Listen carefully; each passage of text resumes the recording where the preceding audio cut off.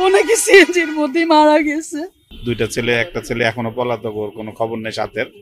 আপনাদের কাছে অনুরোধ, আপনারা এটা দেখেন প্লিজ। যে এইভাবে মনে হয় না যে ওর এই শুধু রক্তকরণের জন্য। গতকালকে রাত্রে আমার ওর সাথে দেখা হয়েছে, তখন 8টা বাজে। রাস্তায় বাসা থেকে বের হয়ে ওর বাবা মারে বলে গেছে যে আমি আসতেছি, আমার একটা বন্ধু আসতেছে, ওর সাথে একটু বাইরে যাব। তো প্রায় সময় তো বন্ধু বান্ধবের সাথে বাইরে যায়, গতকালকে সেম আর কি গেছে। আমি আর রাস্তায় আমার সাথে দেখা হয়েছে, আমি বাহির থেকে আসলাম, ওর সাথে আমার দেখা হয়েছে। তো আমি ধরে বলতেছি, বাবা কোথায় যাইতেছো?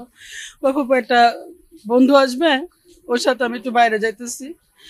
পরে ওরা আমার কেন জানি মনে হইলো ওরা আমার এই 2 হাত দিয়ে আমার গালের মধ্যে ধরে বলতেছি, বাবা সাবধানে থাইকো। এরপরে ভোরবেলা আমার ভাবি আমার ফোন দিয়ে বলতেছে, রান্নায় আমার ভালোবাসা Jamuna gas stove. Jamuna gas stove, আধুনিক, নিরাপদ ও দীর্ঘস্থায়ী। ভাবিরে নাকি কে খবর দিছে আমার ভাইয়া ভোরবেলা হাঁটতে চলে গেছে। ভাইয়া তো জানে না, ভাইয়া বাসায় নেই, ভাইয়া বাইরে গেছে।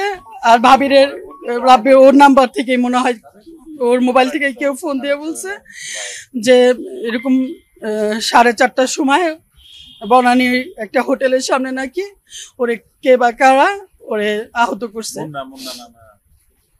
পরে মুন্না, আচ্ছা যাই হোক, মুন্না নামে আমরা এখন বর্তমানে শুনতেছি আর কি, যে ছেলেরা ওরে নিয়ে আসছে, ওর সাথে যারা ছিল, ওরা বললো যে ওরা একসাথে হোটেলে ছিল, খাওয়া দাওয়া করতেছিল, খাওয়া দাওয়া করছে। তো নাকি নিচে নাই মারছে পরেই এর মধ্যে ওই যে ছেলেরা ওদেরকে এই করছে, অ্যাটাক করছে, এলোপাতালি নাকি পিটাইতেছিল। এরপরে ছুরি দিয়ে ওকে ঘা দিছে আর কি। আমার ভাবি আমাকে ফোন দিল, আমি তো এখন ওই কুর্মিটোলা হসপিটালে আমি সরাসরি চলে গেছি। ওইখানে যায় দেখি যে ওনারা নাকি তখনই ওরে মৃত ঘোষণা করছে, ও নাকি সিএনজির মধ্যেই মারা গেছে।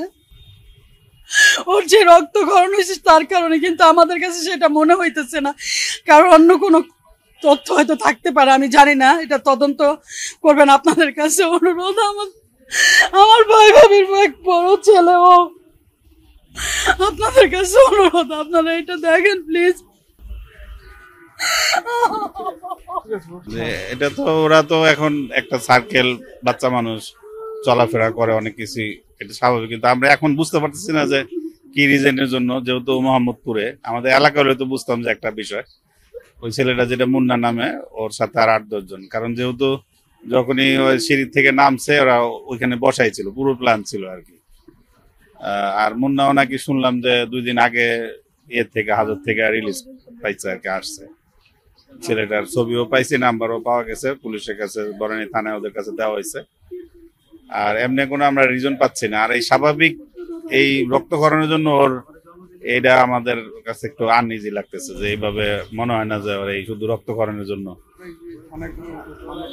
মামলা বলতে বনানী থানার লোক এখনো আমাদের সাথে আছে, সব প্রসেসিং হইলে পরে ওনারা যেভাবে বলবে আমরা সেইভাবে ইনশাল্লাহ লাগাবো।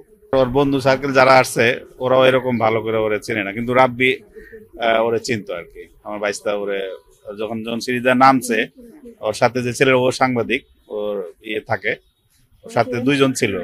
একজন সাংবাদিকতা করে, ওর সাথে ওর সবসময় বাসা যেত, খাওয়া দাওয়া করতো, ওর সাথেই ছিল। আপনার খবরটা পাইলেন কখন? খবরটা আমরা ঘটনা হয়েছে 4:30টায়, যখন ওরা নামতেছিল তখন ওইখানে আঘাত, লাঠি চার্জ, প্রথম রড দিয়ে বাইরেছে। বাইরানোর পরে ওরা ওই 2টা ছেলে, একটা ছেলে এখনো পলাতক, ওর কোনো খবর নেই সাথের। আর ওর বন্ধু যেটা পাশে ছিল এখনো ছিল আমাদের সাথে, কর্মীটোলা হাসপাতাল, ওই সব তথ্য দিচ্ছে। আমরা খবর পাইছি 5টার পরে আর কি।